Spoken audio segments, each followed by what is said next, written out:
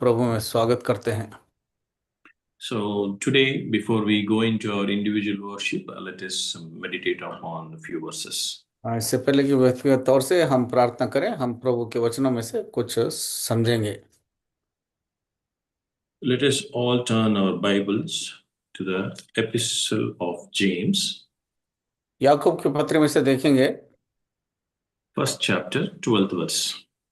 याकूब की पत्री पहला अध्याय उसका 12 पद। याकूब की पत्री पहला अध्याय उसका 12 पद।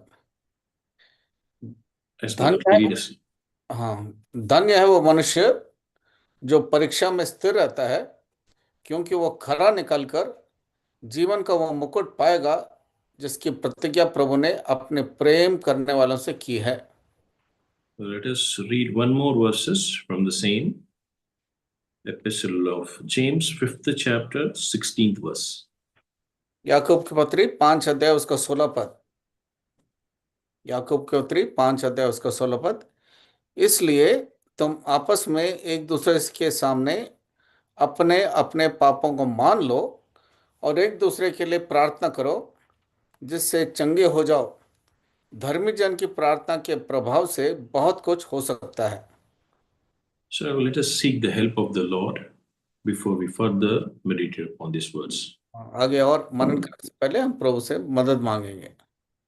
My loving and living Heavenly Father, we praise Thee and we thank Thee, Lord, for the wonderful privilege which you have given to us to come unto Thy feet, Lord, as a church. Lord, you are preparing us to see you. You are preparing us for the journey which we doesn't know it, but Lord, we enjoy it. We with great joy, Lord, we are sitting here because, Lord, your presence is among us. Loving Father, give us a heavenly wisdom to understand thy word, Lord, so that we may strengthen ourselves for the coming days. Lord, whatever the James, Lord, speaking to us through this epistle, we may understand it. The Holy Spirit may help us. These words not may become a merry word, but Lord, a word of life for us. Precious Father, Lord, I empty myself in front of Thee. Lord, I may speak, Lord, whatever the word which you have given to me. Lord, I may not boast. Lord, I may not glorify any other things, but only focus on you, only to glorify you. Help us in the translation, keep the network under thy control. We love you, Lord, for the provisions which you have given to us. We submit this prayer in the matchless name of my Lord and Savior Jesus Christ. आमीन। So, throughout his creations, God was a great help for the human being. संपूर्ण सृष्टि में परमेश्वर मनुष्य जाति के लिए बहुत अधिक सहायता करता रहता है।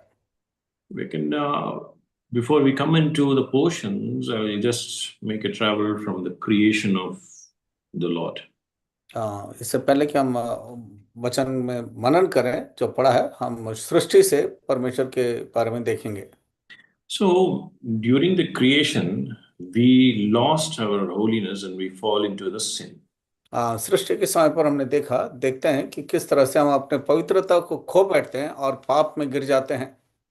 Before that, we used to get every food for us. The creation, whatever the creation around us, is created for us. चारों तरफ की सृष्टि जो कुछ बनाई गई वो हमारे लिए बनाई गई, सृष्टि की गई।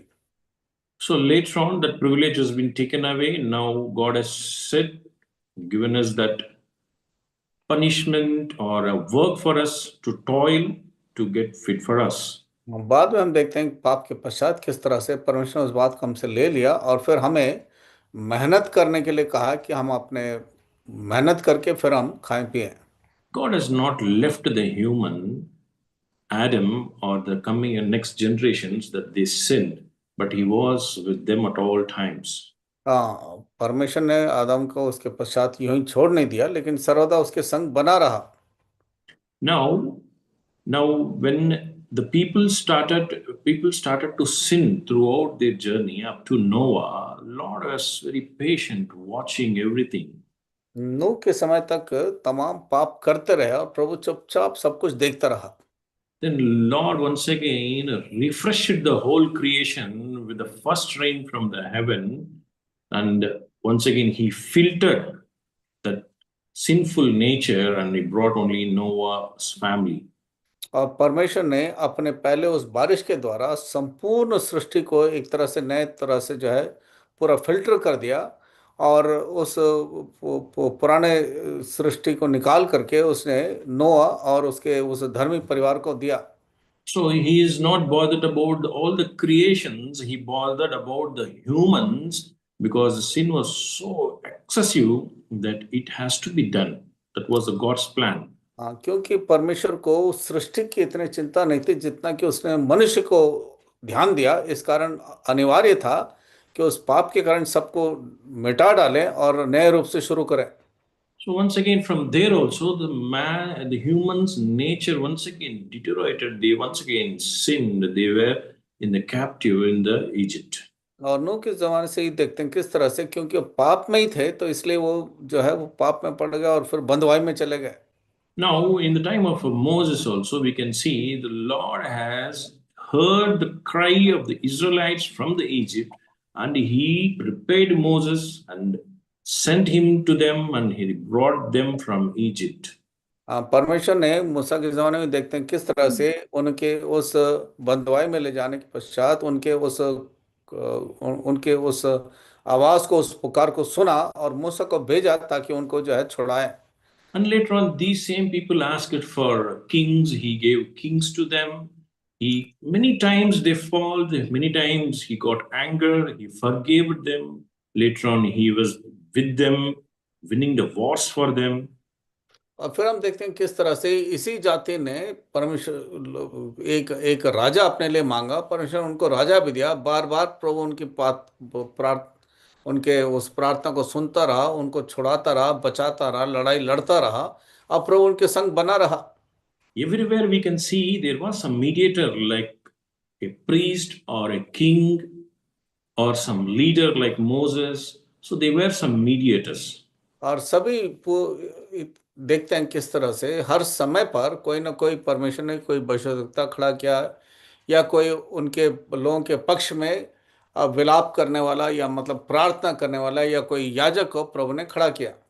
But our Lord Jesus Christ, when he comes to the New Testament, he himself came down to break that bridge between us and the Creator. नए नए में जब देखते हैं किस तरह से परमेश्वर ने अपने आप को इस पृथ्वी पर ले आया ताकि उस दरार को जो हमारे और परमेश्वर के बीच में, उसके लिए एक एक जरिया बनाए, एक एक एक बंधन बनाए, एक पुल बनाए। So now God has given us that privilege that we call him Abba the Father directly. Now we are in direct contact with our Lord. Earlier, they were not directly contacting. They were having some other people. They were afraid of them. But now God has given us that privilege. He gives us that liberty to call him Abba the Father. पहले कोई ना कोई बीच में रहता था, प्रभु को सीधा सीधा पुकार नहीं सकते थे, लेकिन अभी हम देखते हैं किस तरह से जब प्रभु स्वयं इस पृथ्वी पर आया, अब हम सीधे सीधे परमेश्वर को व्यक्तिगत तौर से पुकार सकते हैं। Then he prepared 12 disciples to spread the gospel all over the world. और उसने 12 चेलों को खड़ा किया ताकि पूरी दुनिया में जो है प्रचार किया जाए, सुसमाचार सुनाया जाए। Whatever he ministered in this world when he came down, the same ministry may be spread among the whole world. He decided, he gave the job for the 12. हाँ, जो सेवा प्रभु ने आरंभ किया था उस सेवा को उसने उन 12 चेलों को दिया ताकि वो अब आगे को इस काम को करें, सुसमाचार सुनाने का। Now from the 12, it went to many people, became apostles. Many apostles came, and this James also is one of the apostles. और इस रीति से बहुत सारे प्रेरित हुए, और ये याकूब भी एक प्रेरित हुआ इस सेवा के लिए। So what I'm trying to say is, from the creation up to the James epistle, we can see that God loves the human law. God loves the mankind. सृष्टि से लेकर के अब इस याकूब पत्री में भी हम पढ़ते हैं किस तरह से परमेश्वर मनुष्य जाति से इतना अधिक प्रेम रखता है।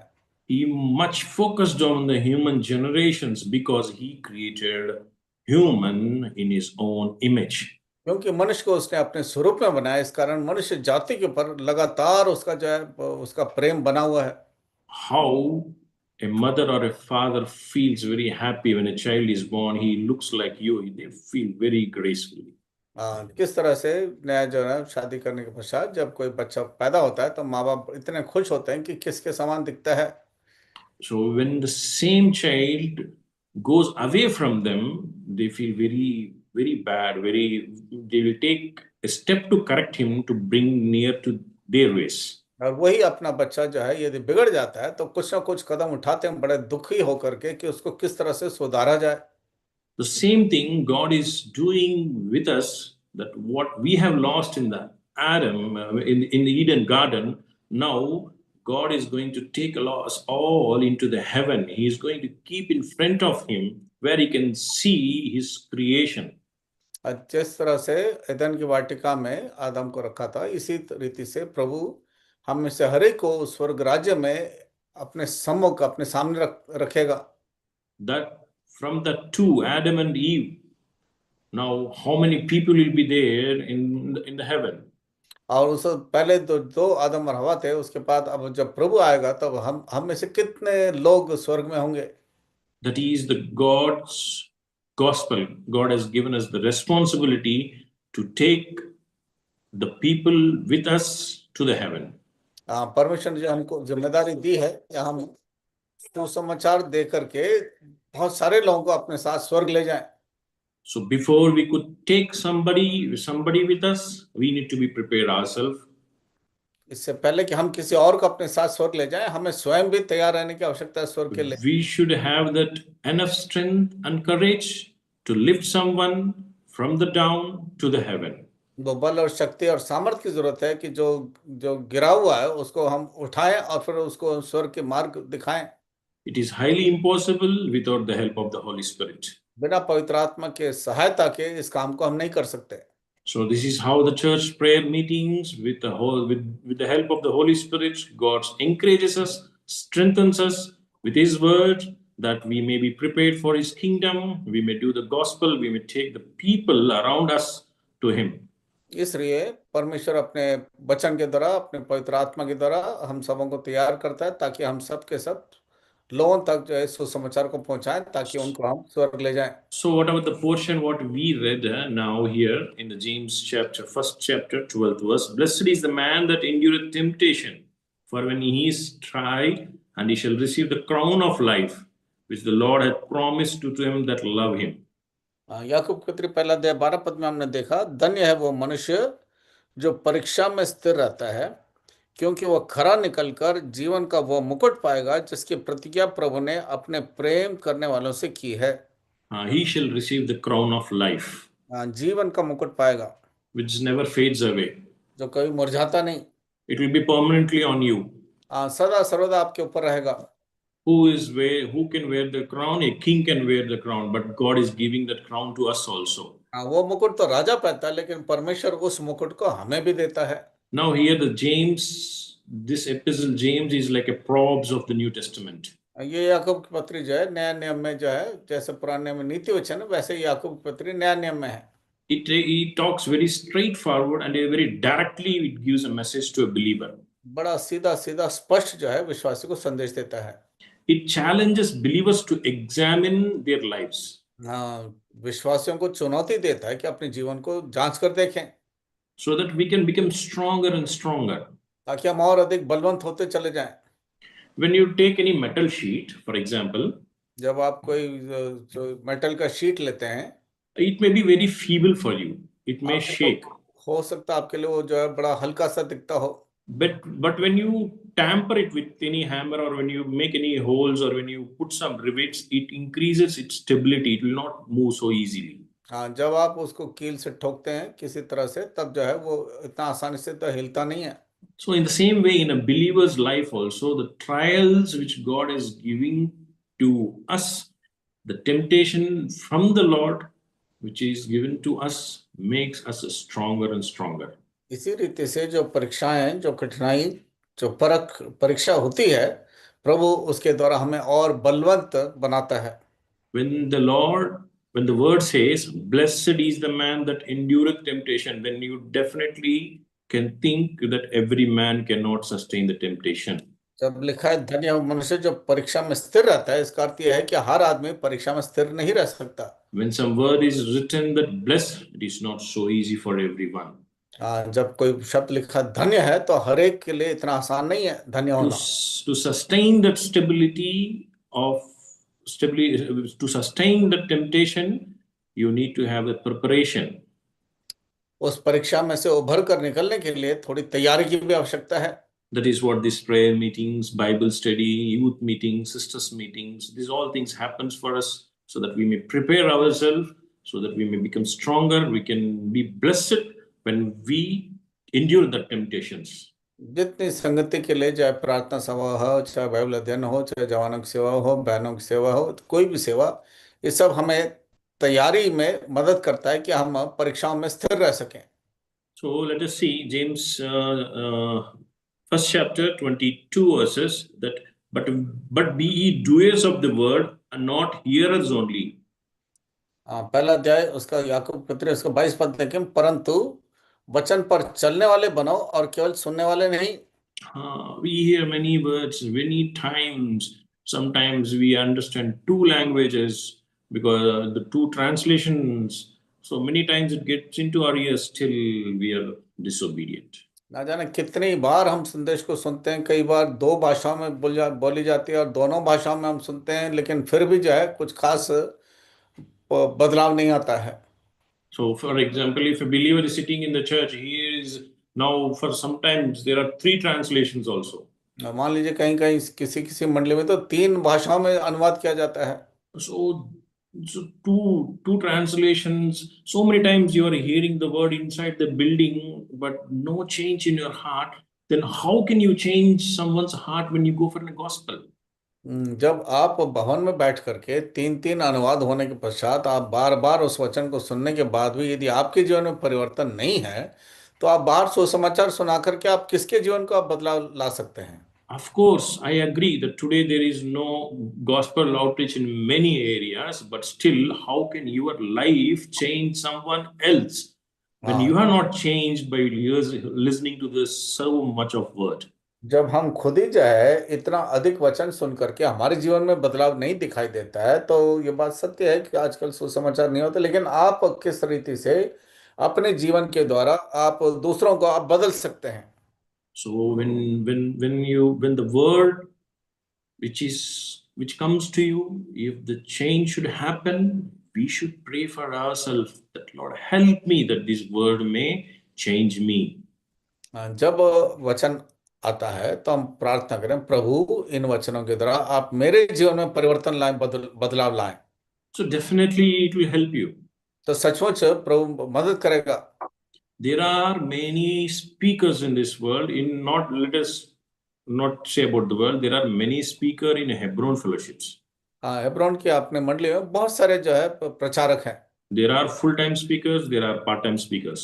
हाँ, कोई फुल टाइम सेवक हैं, कुछ जो है पार्ट टाइम है सेवक। I openly say to you that Boxing Uncle's message was very simple, very clear. हाँ, भाई बक्सिंग जब संदेश देते तो बड़ा साधारण शब्दों में स्पष्ट बताते थे। He was like very simple. बहुत ही साधारण तौर से बताते But थे। there was much people who came into the way of salvation, who accepted the Lord. There are thousands of people. हजारों लोगों ने जो है प्रभु यीशु मसीह को अपना उद्धारकर्ता के रूप में ग्रहण किया सेवा के द्वारा। How this transformation happened because of the Holy Spirit has helped that word to get into those people. इतना अधिक बदलाव कैसे आया? परमेश्वर के पवित्र आत्मा ने मदद किया कि ये वचन जो है लोगों के जीवन तक पहुंचे। So there are people who can give better than Boxing Uncle's message. Then also there is no change because that Holy Spirit is not there. हाँ, बहुत सारे लोग हैं जो भाई बक्सिंग से भी कहीं अच्छा शायद प्रचार करते होंगे, लेकिन वो बदलाव उनके जीवन के द्वारा नहीं मिलता क्योंकि पवित्र आत्मा उनके जरिए इतना काम नहीं करता है। So we have to be very careful in the life of in a faithful life. इसलिए हमें अपने व्यक्तिगत जीवन में विश्वास योग्यता के विषय में बड़ा ध्यान देने की आवश्यकता है। In the church prayer, we always think that we have to pray for others. Church के प्रार्थना सभा में हम सोचते हैं हमेशा हम दूसरों के लिए प्रार्थना करें। The same thing we do in our daily life also, we pray for others. और व्यक्तिगत जीवन में यही करते हैं, दूसरों के लिए प्रार्थना करते हैं। We worship the Lord, we pray for others. हम प्रभु को आराधना करते हैं, दूसरों के लिए प्रार्थना करते हैं। We forget to pray for ourselves. तो कई बार हम अपने लिए प्रार्थना करना भूल जाते हैं। We pray for ourselves. Yes, we do pray for ourselves. We pray for our physical needs and the worldly needs. जब हम अपने लिए प्रार्थना करते हैं, हम अपने सांसारिक और शारीरिक जरूरतों के लिए प्रार्थना करते हैं। We forget to pray for our spirituality. हम अपने आत्मिक जरूरतों के लिए प्रार्थना करना भूल जाते हैं। We forget to pray where we stand in our spirituality. हम इस बात के लिए भूल जाते हैं कि हम प्रभु के सामने प्रार्थना करें कि आज हम आत्मिक स्तर हमारा कैसा है, कहाँ तक पहुंचे हम। You know why we forget to pray about our spirituality?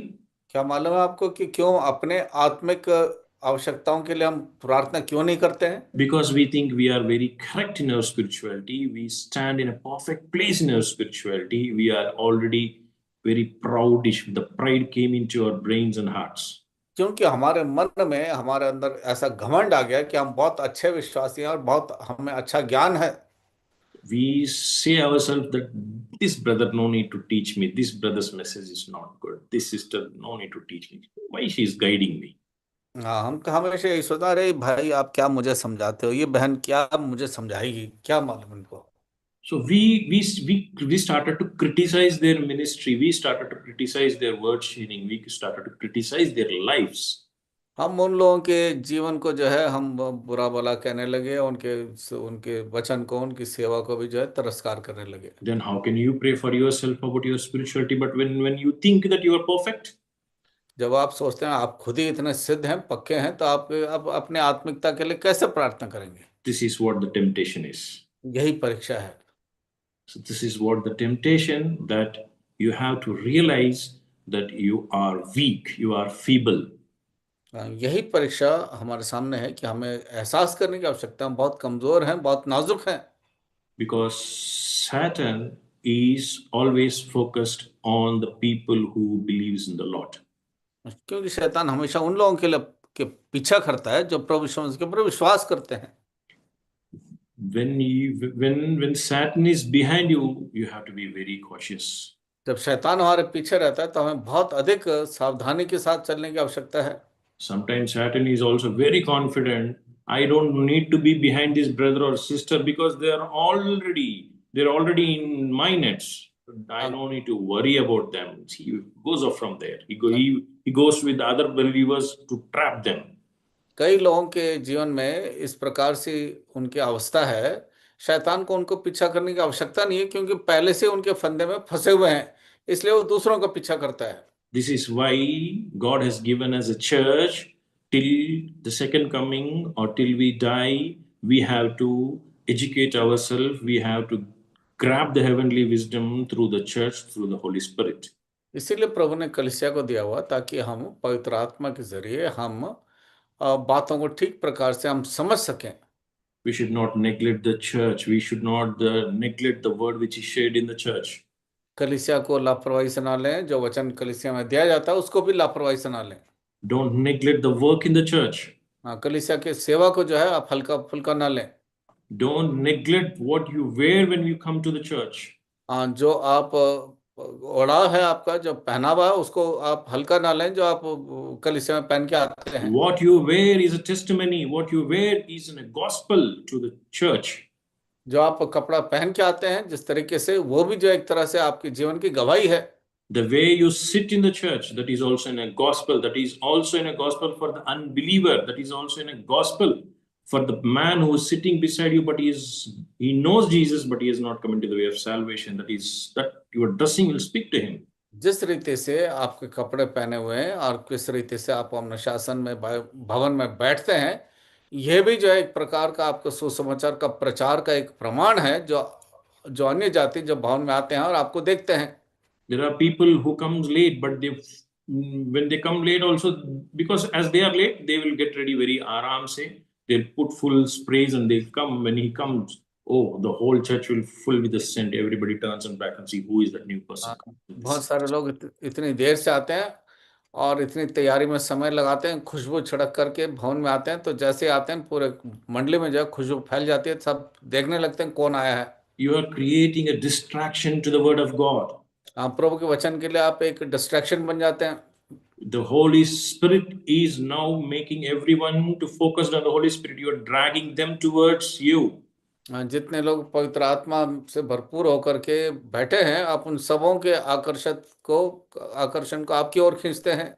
So this is how the Lord educates us through the weekly ministries to the church so that we can spiritually be strengthened. सप्ताह भर की सेवकाई के द्वारा प्रभु हमें आत्मिक तौर से बल और शक्ति देता है, समझ देता है, ताकि हम ठीक हों। There are n number of things how we need to be in the church. We can share it later on also. Of course, no need to share it. There are n number of things we can say about how we need to be in the church. बहुत सारी बातें जिसको हम कह सकते हैं, बांट सकते हैं कि हमें कलीसिया में किस रीति से रहने की आवश्यकता है। I mean that definitely nowadays we are diluting it. आजकल वर्तमान में हम बहुत रीति से उसको डाइल्यूट करते जा रहे हैं, हल्का करते जा रहे हैं। I see in many churches there are people who got compromised with the Holy Spirit. They compromised with the patrons. They compromised with the right things. हम बहुत सारे मंडलियों में देखते हैं किस तरह से उन्होंने बहुत सारे सत्य के विषय में बहुत सारा जो है उन्होंने समझौता कर लिया है। They go in a worldly way. सांसारिक तौर से चलने लग गए। They change themselves according to the world's visions. संसार के जो दर्शन है उसके अनुसार अपने आप को जो है उन्होंने ढाल लिया है। They change themselves and they say that God's love is unchanged still since the beginning of this world. खुद तो इतना अधिक विपरीत तौर से बदल गए हैं, लेकिन वो कहते हैं प्रभु बिना एक समान है, बदलता नहीं है। Totally we gone out of the track. Now let us come back. James, now let us turn to James 2nd chapter verses 26. याकूब की पत्री दूसरा अध्याय उसका 26 पद। Ye see then how that by works a man is justified not by faith only. अतः जैसे देह आत्मा बिना मरी हुई है, वैसे ही विश्वास भी कर्म बिना मरा हुआ है। Without faith it is nothing. विश्वास के बिना यह भी बेकार है कर्म। So we have to be very faithful unto the Lord. हमें प्रभु के लिए बड़ा विश्वास योग्य बने रहने की आवश्यकता है। Lord is faithful unto you. प्रभु हमारे लिए विश्वास योग्य है। How much in turn you are faithful to the Lord? हमें कितना अधिक प्रभु के लिए विश्वास योग्य रहने की आवश्यकता है। Let us turn to James chapter 5th chapter 16th verse. याकूब की पत्री 5 अध्याय 16 पद देखें। इसलिए तुम आपस में एक दूसरे के सामने अपने अपने पापों को मान लो और एक दूसरे के लिए प्रार्थना करो जिससे चंगे हो जाओ। धर्मजन की प्रार्थना के प्रभाव से बहुत कुछ हो सकता है। It is very important verses for us. ये हमारे लिए बहुत मुख्य एक वचन है। Pray for one another. एक दूसरे के लिए प्रार्थना करो that ye may be healed. ताकि आप चंगे हो जाएं। The effectual fervent prayer of a righteous man availeth much. एक धर्मी जन की प्रार्थना से आपको बहुत लाभ होता है। Availeth much. बहुत कुछ आशीष मिलता है। There is nothing left. You will avail much. Whatever you ask, it will be given more than that. जो कुछ भी आप मांगते हो उससे कहीं बढ़कर प्रभु देता है, बहुत कुछ हो सकता है। Let us see 3 more verses and go into the prayer. Matthew's Gospel, 21st chapter, 22nd verse. How we need to pray. मत्ती 21 अध्याय उसका 22 पद देखें, किस रीति से प्रार्थना करने की आवश्यकता है। मत्ती 21, 22, which is very familiar verses. And all things whoever ye shall ask in prayer, believe ye shall receive. 21 अध्याय उसका 22 पद। और जो कुछ तुम प्रार्थना में विश्वास से मांगोगे वह सब तुमको मिलेगा। You should not ask that the point is written, so I need to pray. Not like that. You have to believe. You have to believe, then definitely the prayer will be answered. ये नहीं कि prayer point इसलिए प्रार्थना करें, बल्कि आपको विश्वास करने की आवश्यकता है उस प्रार्थना से, तब प्रभु उसको उत्तर देता है। We should not pray it as in a formality. We should pray with a burden. रीति रिवाज के तौर पर ना प्रार्थना करें, बल्कि बोझ के साथ प्रार्थना करें। Let us see Proverbs 3rd chapter 5th verse. नीति वचन 3 अध्याय उसका 5 पद। नीति वचन 3 अध्याय उसका 5 पद। तू अपनी समझ का सहारा ना लेना, वरन संपूर्ण मन से यहोवा पर भरोसा रखना। Trust in the Lord with whole heart. संपूर्ण मन से यहोवा पर भरोसा रखना। Lean not unto thine own understanding. अपनी समझ का सहारा मत लेना। So don't, in your prayers, don't lean on your own understanding by asking the Lord and putting an question and an answer also in that. हाँ, आप जो है, आप जब प्रार्थना करते हैं, आप सवाल ना करें, और सवाल के साथ जो है आप उसका जवाब भी जो है ना साथ साथ ना कह दें। So when it says that don't lean on your own understanding, it says that lean on the Lord. Pray according to the Lord's will. जब लिखा अपनी समझ का सहारा न लेना, उसका अर्थ यह है कि संपूर्ण रूप से प्रभु के ऊपर समझ भरोसा रखना। Now let us turn to 2 Corinthians, first chapter, दूसरा कुरिन्थी पहला अध्याय, 9th verses. तो दूसरा कुरिन्थी पहला अध्याय उसका 9 पद। But we have the sentence of death in ourselves, that we should not trust in ourselves, but in God who raiseth the dead. वरन हमने अपने मन में समझ लिया था कि हम पर मृत्यु की आज्ञा हो चुकी है, ताकि हम अपना भरोसा ना रखें, वरन परमेश्वर का जो मरे हुए में से जो जिला है उसके ऊपर रखें। So this is how we need to trust in the Lord. हमें इस रीति से हमें भरोसा रखने की जरूरत है प्रभु के ऊपर।